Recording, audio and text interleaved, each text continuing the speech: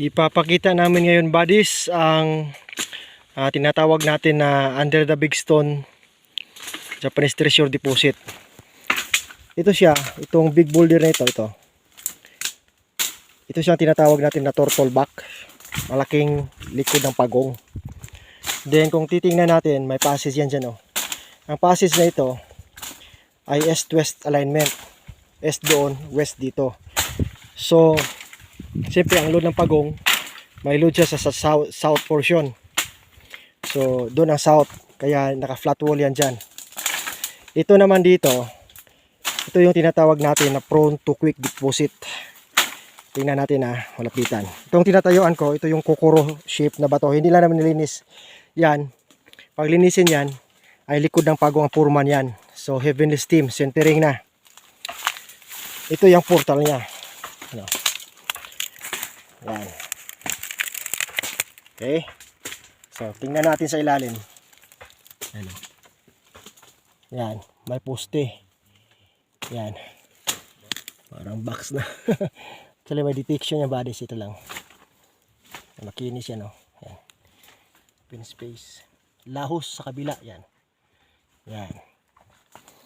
So yan. Yan parang box na yan. Yan. At ang ibig sabihin yan, kutsi opening. Yan siya. Yan. So item na to dito, portion. Itong portal niya. So para malaman natin na may one item to siya. May isang hole na kasya yung isang daliri. Yan. Ito, kung pansin nyo, ano, putol, walang ulo. Pero nag-metal element ang cutting. Yan. Parang letter C lang ba? Yan. So yan ang indication na we need to open this stone para makapenetrate tayo dyan sa ilalim. Yan. Parang uterus. Ito sa gilid niya yan, makinis na bato yan. Papuntang south, doon ang isang load sa south portion. So ito na ngayon, nag-check na natin yan. Na ionization, may item siya. Kung tingnan natin, binabackfill yung mga bato dyan sa taas. So ito yung spot ng deposit under the big rock. Portal.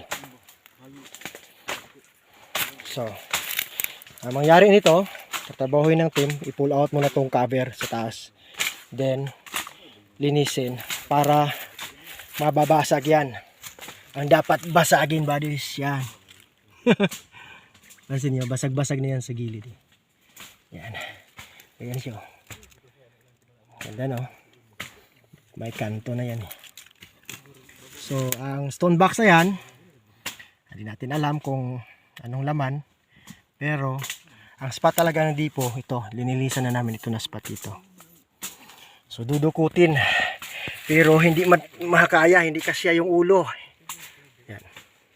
So ang dapat nito, talagang i-chin block itong malaking bato, no?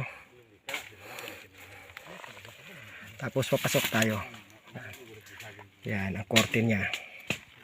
So walang ulo dyan na pagong, putol nga eh. East-west alignment. Itong sikreto ng east-west alignment ng treasure na pagong. So nangingitlog lang siya dyan na portion.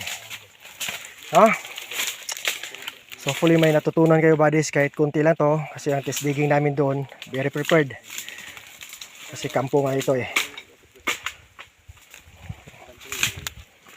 So pag makita kayo ng mga ganito na ginawa ng portal, tawag natin passageway, ayan, tapos naka east-west, tingnan nyo sa ilalim kung may chamber, parang kwarto na maliit.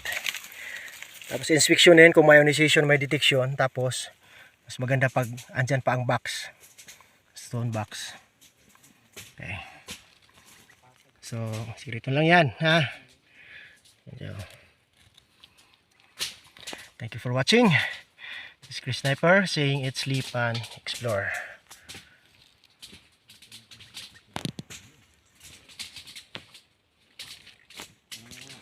Bansai, buddies.